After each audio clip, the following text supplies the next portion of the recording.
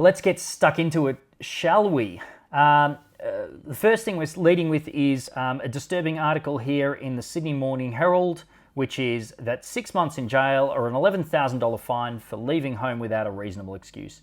We've gone from the government more or less saying to people, go for your lives, self-regulate, be responsible, to now what I'm arguing is actually overly draconian. We're starting to see government do some extreme overreach. I know it's keeping the curve flat, and I know it's keeping people at home, but the idea of actually detaining people without trial is becoming, let's just say, slightly disturbing here. And we're seeing evidence of this also. Crazy. The Telegraph is showing us that Peak District's Blue Lagoon is being dyed black by police to deter visitors on coronavirus lockdown. Again, we're actually now starting to see governments really overstep the mark in my mind. There's a lot of evidence coming through. And what might be regarded as a somewhat witty video here, showing people being beaten all over India, people being beaten with rods for basically going about their business in seemingly maintaining social distancing, but nevertheless having the shit beaten out of them by sticks. And to be honest, it's actually it's kind of amusing, but equally just a sign of government maybe taking things a little bit too far.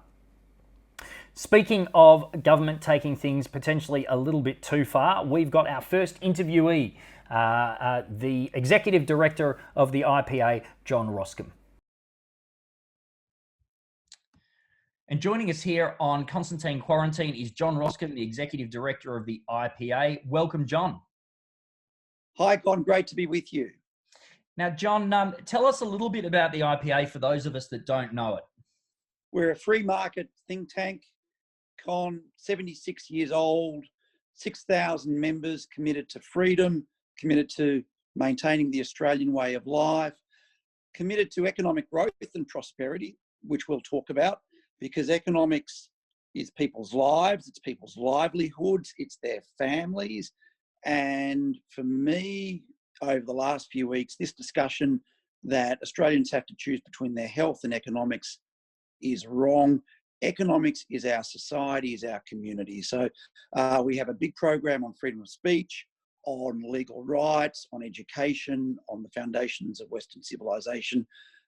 And we've done a lot and said a lot about the current crisis that we're in and the challenges we're going to be facing for decades to come as a result of what's happening right now. Yeah, so the ramifications are huge. Let's start with this idea that, one of the things that's really frustrated and surprised me, the amount of people that are saying in real life and online, I'm not seeing too many people in real life at the moment, that are saying, oh, well, why can't the government tell us what to do? Oh, Scott Morrison should lock us all up and should lock people away. I would have thought that these people of supposed independence thought to be able to, self-isolate themselves. Why do we need the government to tell us what to do? Or why do they need it? Well, I think that's right. And I'd go back on even one step further. I'd ask the question, why to stop a virus do 25 million Australians have to be basically put under house arrest? We have police guarding school playgrounds and children's playgrounds. We have drones in the sky watching that you don't go for a walk on the beach. I think what we've seen is a combination of things that relate to politicians panicking and not engaging in careful, cautious, prudent thought. We have a public that I think is divided in half between those who are part of the productive economy and those who understand what the economy is, which is our lives, and those who are urging us to be locked down, Australia to be shut up. They're not the people who are going to be losing their jobs. We have a social media phenomena that reacts to basically disaster statistics.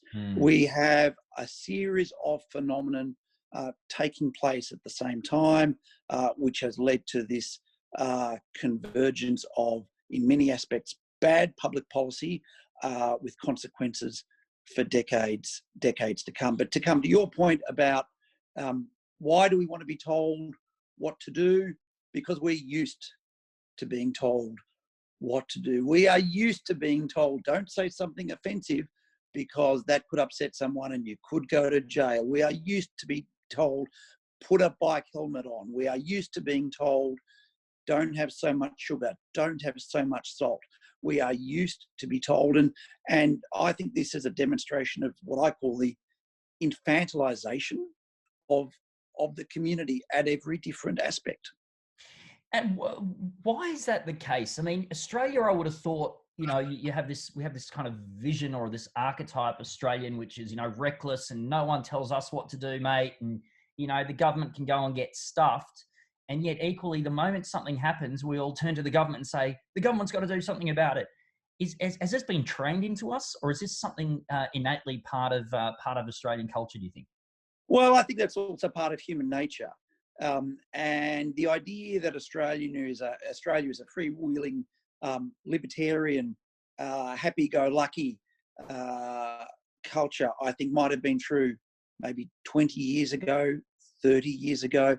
I mentioned bike helmets as an easy example. I was in the States talking to a green left Democrat from Oregon. You couldn't get anyone more left-wing. You couldn't get anyone more Bernie Sanders. And talking to her about Australia, she was looking forward to coming here for a visit. That was back in the day. That's not happening now. And we were talking about her cycling. I said, well, you'll need a helmet. And she said, you're joking. And she said, don't I get to choose whether I wear a helmet or not? Don't I take responsibility for my own actions? And I said, not in Australia. I think a number of other things have happened to Australia. We are a relatively small country with a relatively large government. We are a country that has grown under big business, big government, big unions. And I think we've been enculturated into looking for solutions, not from ourselves first, but from others. And I think this reaction that we've seen that you've described is another manifestation of that. So we've gone from almost an economic accord of the 80s to a paternal social accord, if you like. Yeah, that's right. And when we talk about getting bailed out or getting subsidies or getting support, we're not talking about the maintenance of a basic social safety net, which is the foundation of any community, quite appropriately. We're talking about something bigger than that. We're talking about having our children and grandchildren bailing us out for the decisions we are making now. 29 years of prosperity has made Australia fat. It has created an environment whereby red tape is now Australia's biggest industry. And as I wrote in the Australian Financial Review last week, it's created an environment whereby someone holding a stop-go sign on a construction site in Queensland can be paid up to $180,000 a year, twice the average salary of a teacher.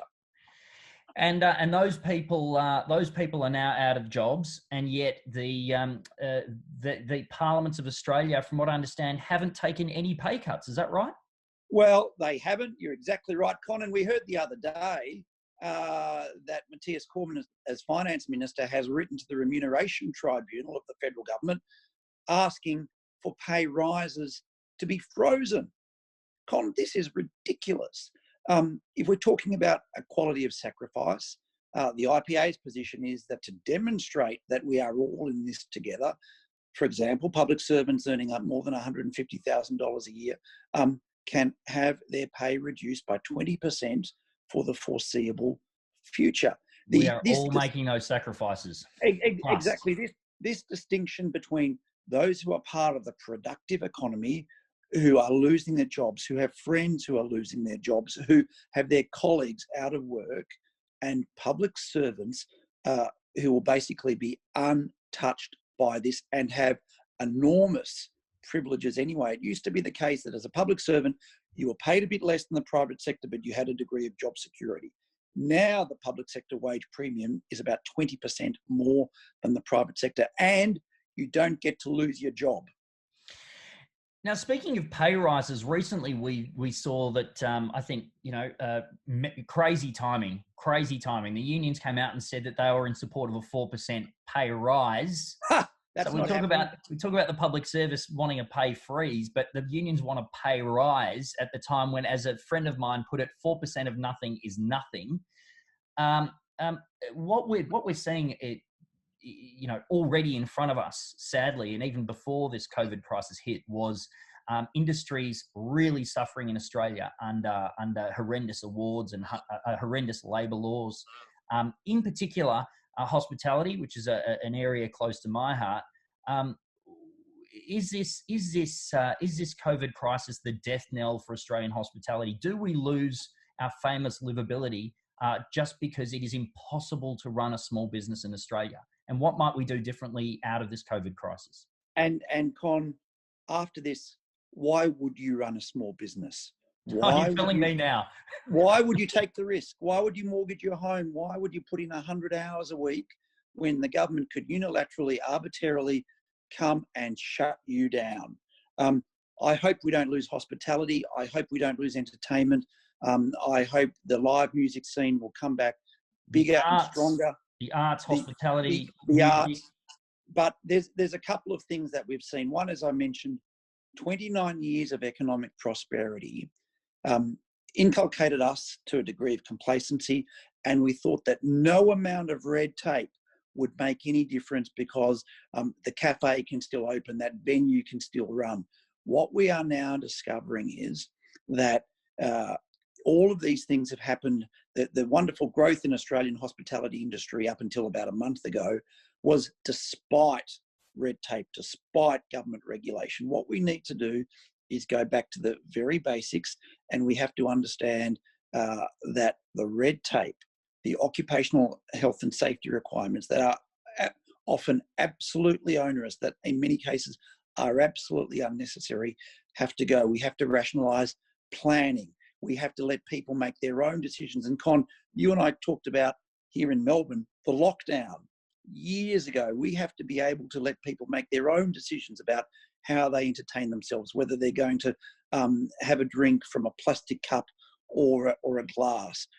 We have to embrace responsibility because that goes to our livability as a community, and we have to take back decisions from, frankly, health bureaucrats, from the public health experts that have at the moment destroyed our livability, our sociability, our sense of community, and we have to rebuild. And I think what's going to happen is there's going to be an upsurge of people wanting to take back control. Otherwise, what we're going to find is there will be a generation of students, young people wanting work in retail and in hospitality, and retail jobs will either be robotized or hospitality jobs just simply will not exist. Because if it costs more for someone to hire someone and put them on after 5 p.m., which last I checked is the time most people go out to restaurants and bars, and that's when students want to work, and that's when there is flexibility, and that's when there is goodwill between the employees and the employers around, I want to give you a job, I want to work, let's find a way to make this happen. And if the dead hand of government's getting involved, then it's just easier for these people to go and work for the public service rather than actually trying to have a crack at making Australia a better place to live. Oh, that's exactly right.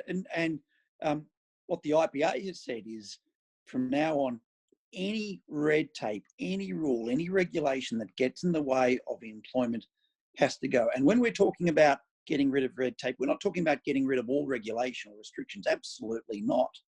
What we're simply talking about is getting rid of rules and regulations that are more than necessary to fulfill the basic requirements that are needed for a safe and healthy community. The IPA has long advocated the abolition of penalty rates.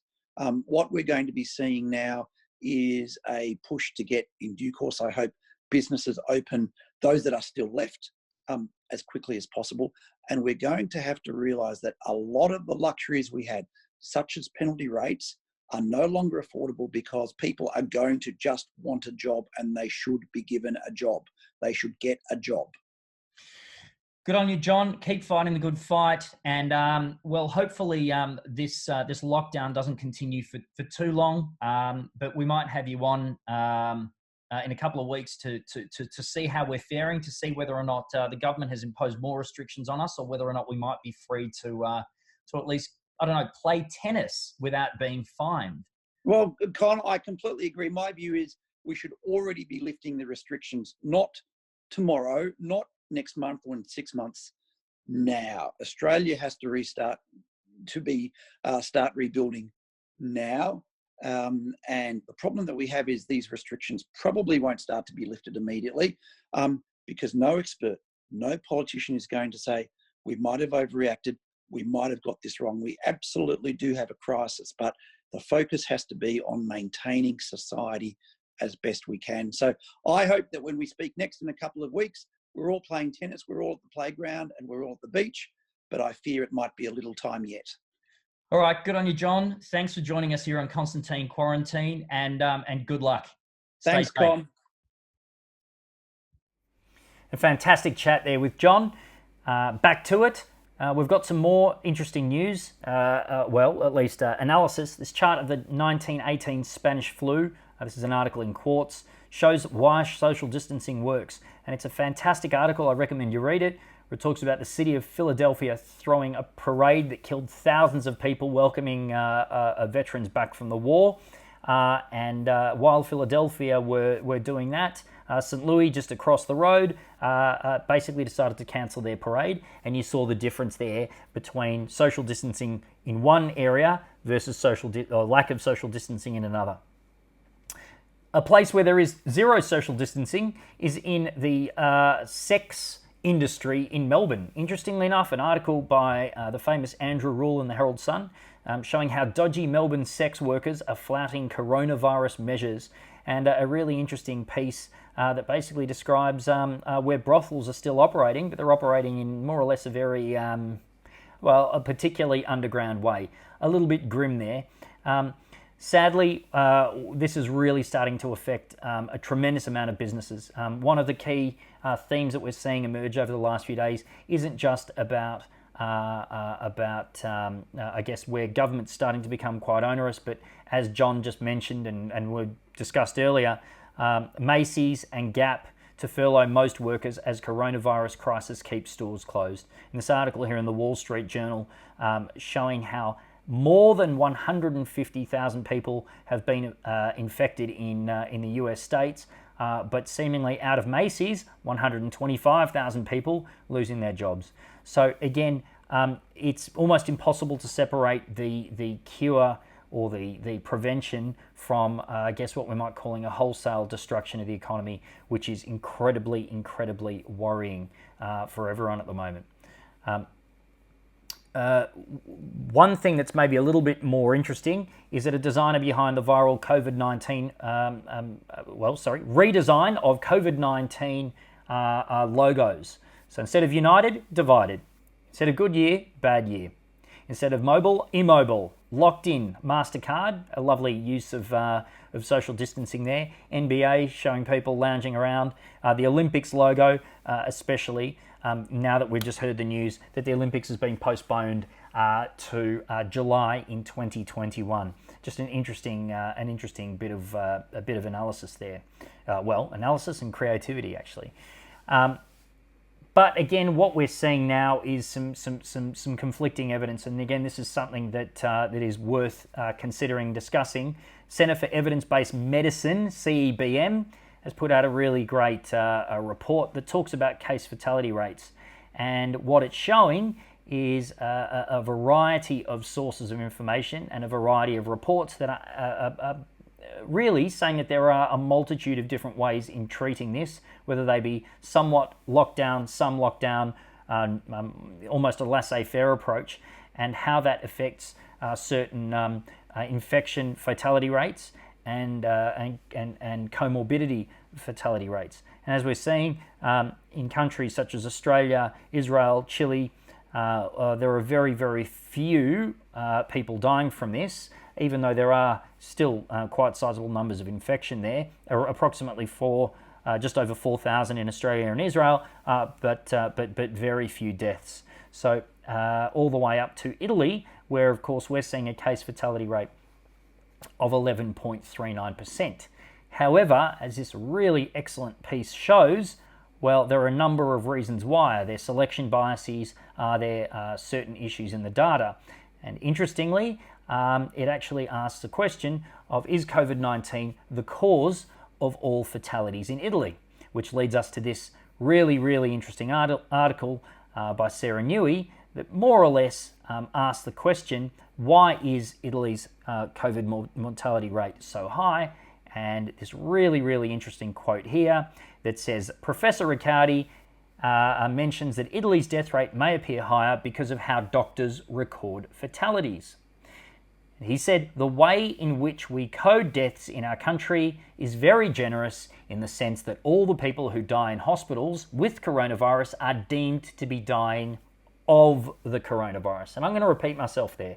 It's a really, really interesting point. People who are dying with corona, irrespective of what they're dying of, are being deemed to be dying of. There's a big difference of dying with versus a difference of dying of.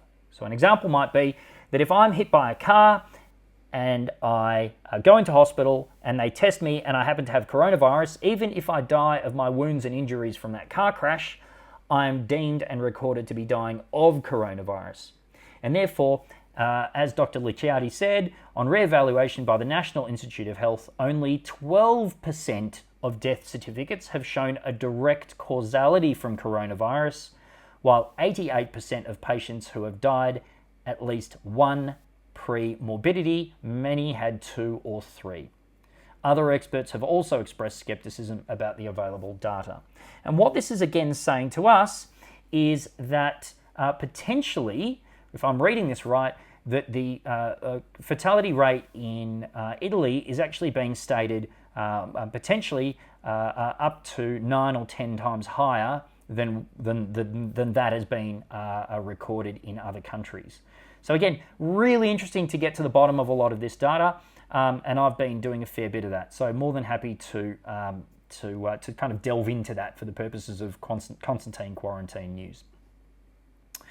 But at the same time, we have a letter to the UK from Italy. This is what we know about your future, and quite a touching, sad, disturbing, in some ways uplifting article here in The Guardian by Francesca Melandri, who is an acclaimed Italian novelist who has basically been talking about that. What we also would like to do is talk about what trends we're seeing from the future. And so joining us now on Constantine Quarantine is Chris Sanderson, the co-founder of the Future Laboratory. Welcome, Chris. Hi, Con. Nice to see you. Likewise. Where are you at the moment? I am in the UK. I'm in the United Kingdom on the North Sea coast, which is Suffolk. So I'm about 2 hours outside of London. In a what looks like a beautiful, potentially seaside shack there. Yeah, it's a seaside shack. It's a little Isolated place by the sea that is normally a place of respite and where I get away from the stresses and strains of London. But in this type of environment has proved to be an exceptional place to be at a time of lockdown, especially because actually the internet connection, the Wi-Fi is so much better here than in London.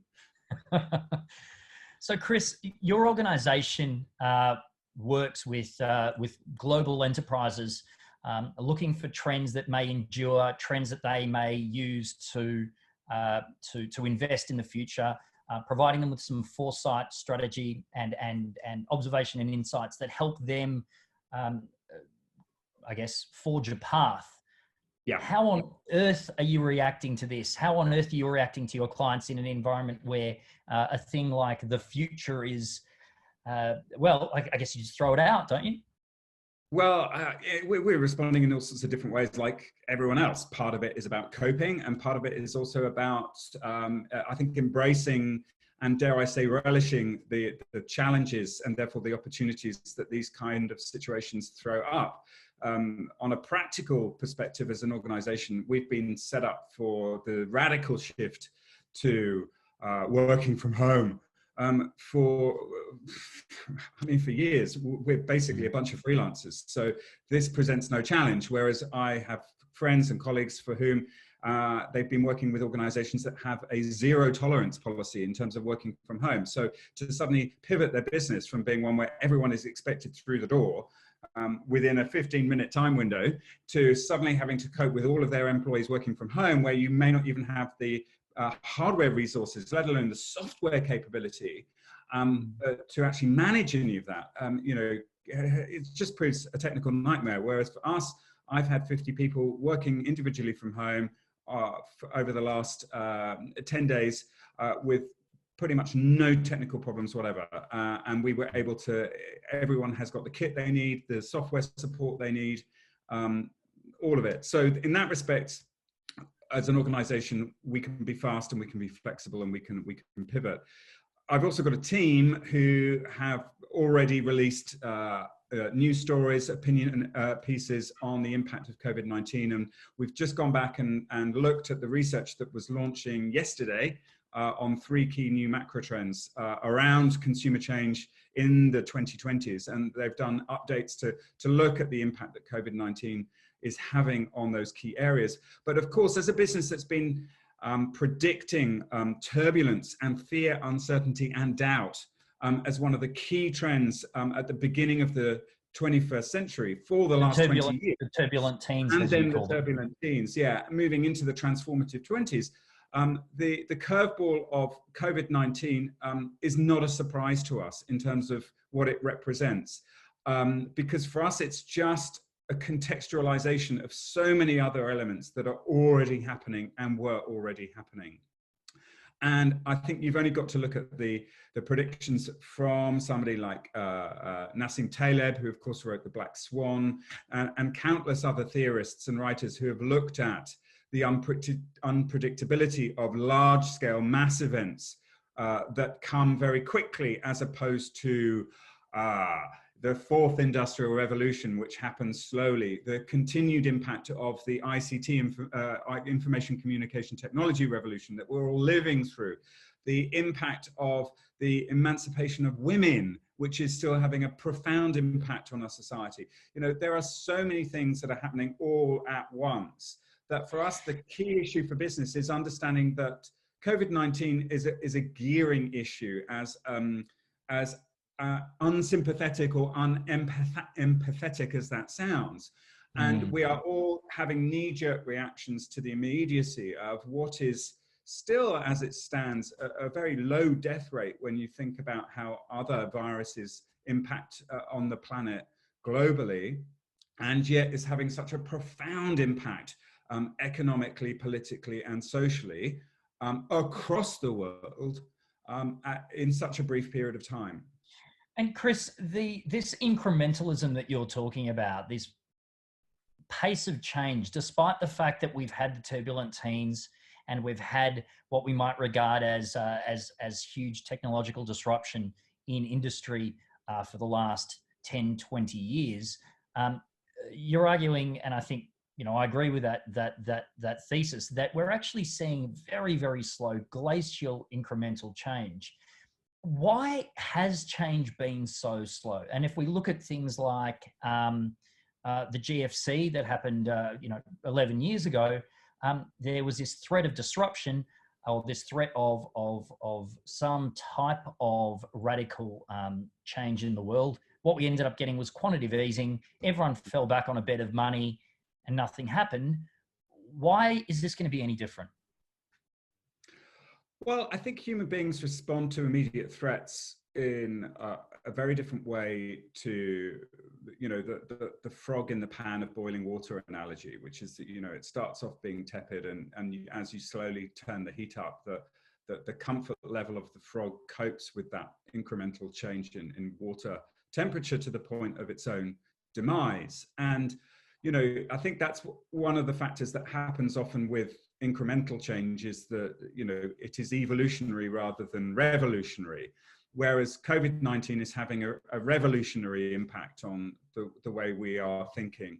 And so it's becoming a catalyst for change. So we look at the travel industry, for example, where of course we're seeing a huge fallout.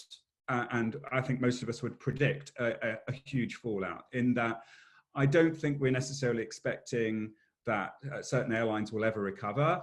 And potentially for many of us are that infrastructure that's been created since the early 70s is likely to change and change in a profound way. And are we expecting global levels of air transport to go back to what they were before, or to potentially increase it at the level that they were predicted to increase over the 2020s? Possibly it's too early to say, but I think what's interesting is that, again, what underpins that idea of industry change or industry understanding of change is the mentality of the consumer, the customer, the person that at the end of the day is behind a lot of that travel, not all of it, but a lot of it. Are they going to change their attitude towards global travel for good as a result of the impact of COVID-19? That's what my job is to understand, and therefore to help the clients that I work with to be better placed to think about what they need to do as they address those kind of challenges moving forward. And does that mean that scenario planning now goes from what we might call the domain of public relations, war rooms, what happens if, a bad headline hits or a bad tweet happens, to something on a much grander, larger scale? Well, I would have thought that any professional industry, any business worth its salt had already got this kind of risk mitigation planning under their belt. I mean, any kind of scenario planning has to always involve the crazy and the completely unpredictable in order to be robust. So the black swans, as you said. It's the black swan, and surely from 9/11 onwards, any industry has had that level of kind of contingency planning.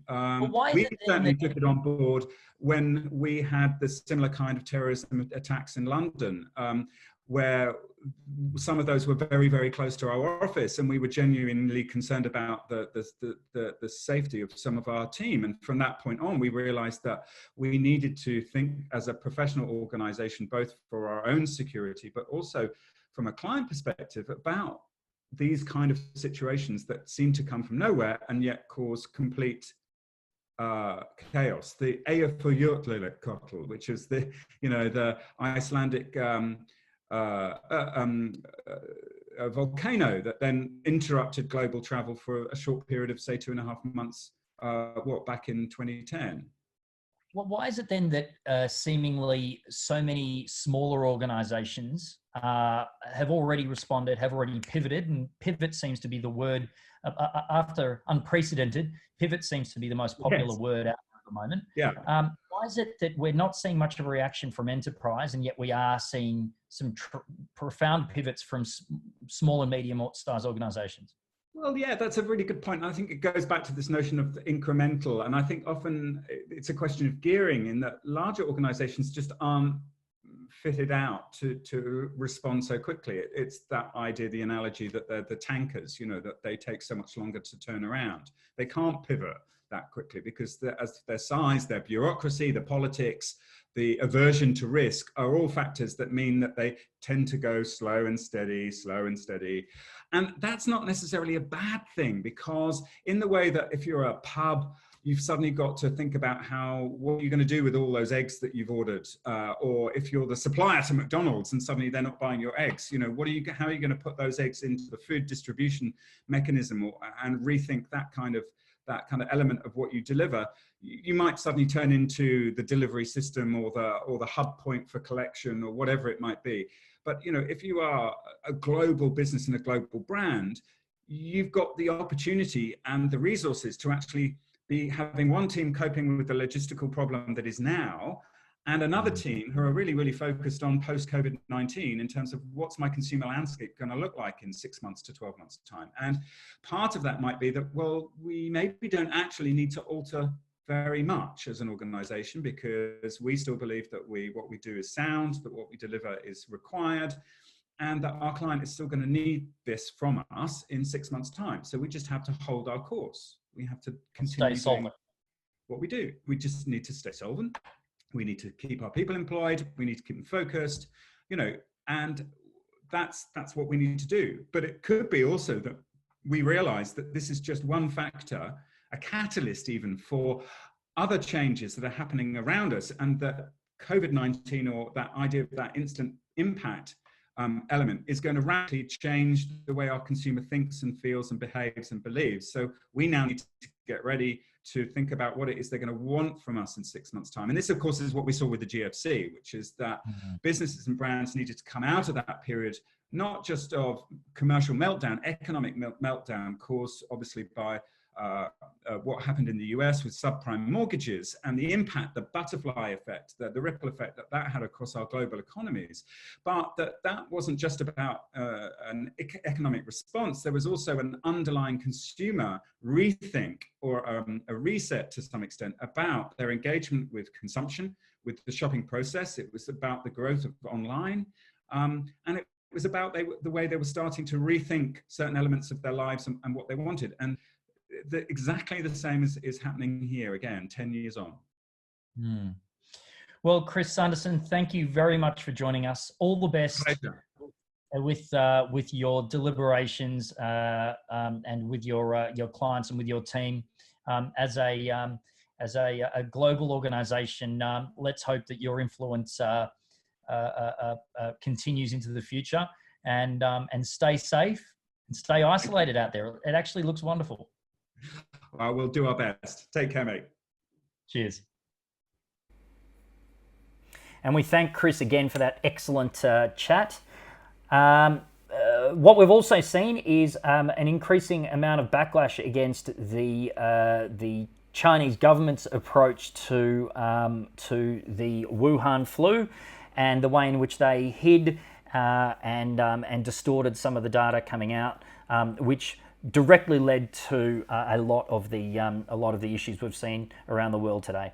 And what this is now leading to are a number of questions and conversations around China's culpability, not just in the context of the Wuhan flu, but as the Washington Post has put it, it's time to practice social and economic distancing from China, and raising the context not only of coronavirus, but obviously also the context of are we relying too much on China, especially given they do have a somewhat malevolent communist regime in charge. And given that there is what we might call large elements of sovereign risk there, what does that then mean for the rest of the world? Speaking of which, in response to that, I would suggest the Australian government has made some, very radical changes to the foreign investment framework.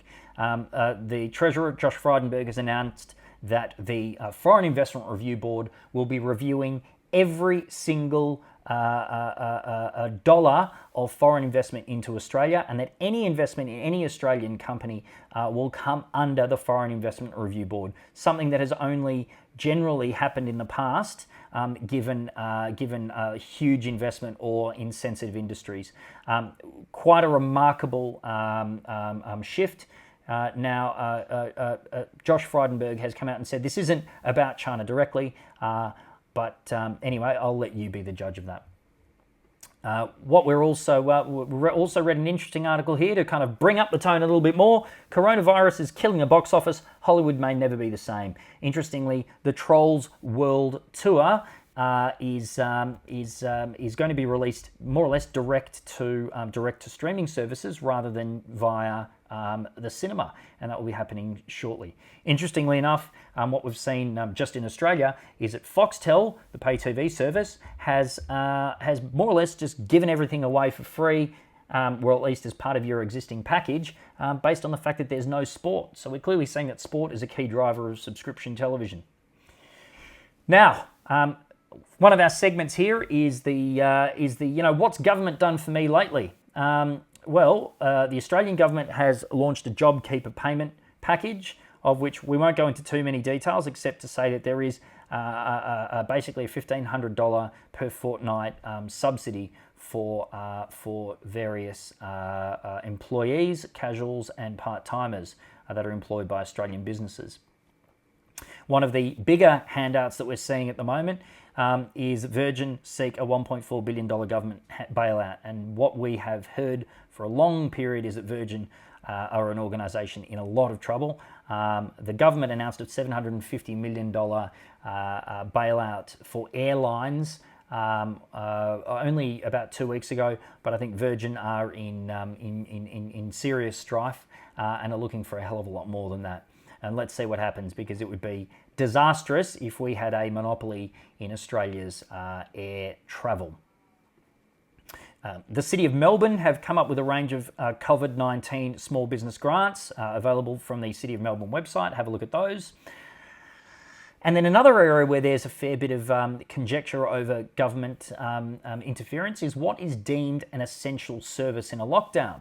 Interestingly enough, some jurisdictions, such as Pennsylvania or in India, alcohol retail has been shuttered, whereas in other parts of the world, such as France, they've spared their wine merchants.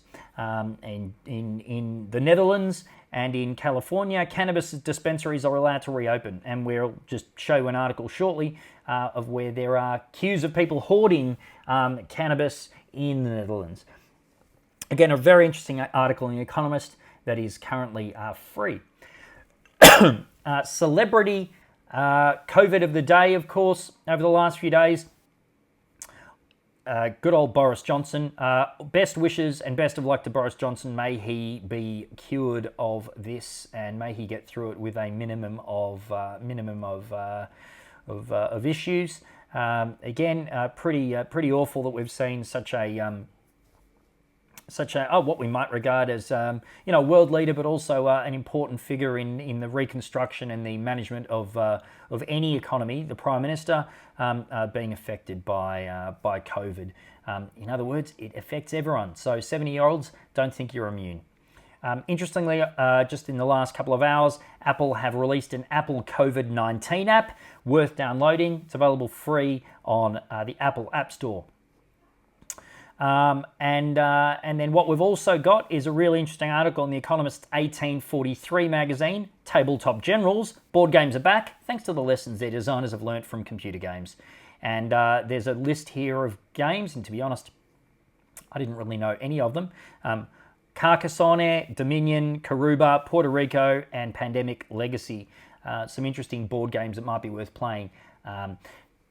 Just as a thought, Saturday night, a whole group of friends and I played Cards Against Humanity over Zoom. It's the perfect game to play over Zoom. It works particularly well. We had a couple of bottles of wine, got very silly and had a great laugh. So either you can actually go to the Cards Against Humanity website and download Cards Against Humanity for free, or you can go, if you can, get to a shop that sells them, that's still open, and buy it. It is a ripping game to play.